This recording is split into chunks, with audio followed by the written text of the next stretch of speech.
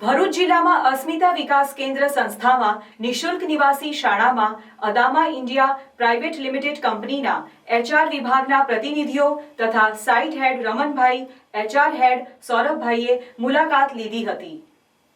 ભરૂચ જિલ્લામાં અસ્મિતા વિકાસ કેન્દ્ર સંસ્થામાં નિઃશુલ્ક નિવાસી શાળામાં અદામા ઇન્ડિયા પ્રાઇવેટ લિમિટેડ કંપનીના એચઆર વિભાગના પ્રતિનિધિઓ તથા સાઇટ હેડ રમણભાઈ, એચઆર હેડ સૌરભભાઈએ મુલાકાત લીધી હતી।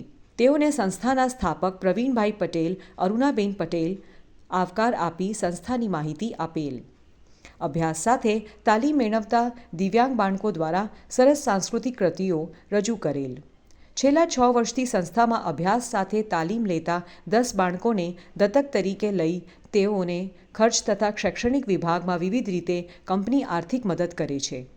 સંસ્થાની મુલાકાતે આવેલ કંપનીના સાઇટ હેડ અને કંપનીના એચઆર હેડ જણાવ્યું કે સંસ્થા ખૂબ જ સારું કામ કરી રહી છે, તેથી અહીં આવવાનું મન થાય છે।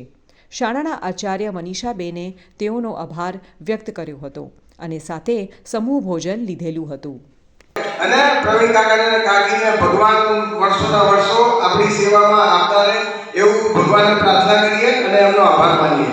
હવે પછી મનીષા મેડમ અને સ્ટાફ અહીં તમે આવો એટલે નોર્મલ મતલબ જે સ્કૂલ હોય એના કરતાં બી અમને વધારે મતલબ ખુશી થાય છે।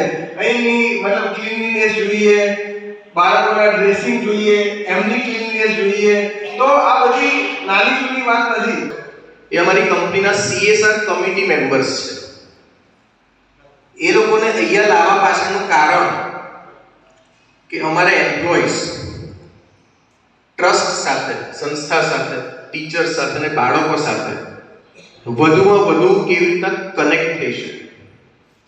કેમ કે આપણા આ સંસ્થા ખાલી આપણા ત્રાંસા ગામ કે ભરૂચ શહેર કે ગુજરાત માટે નથી રાખવાની।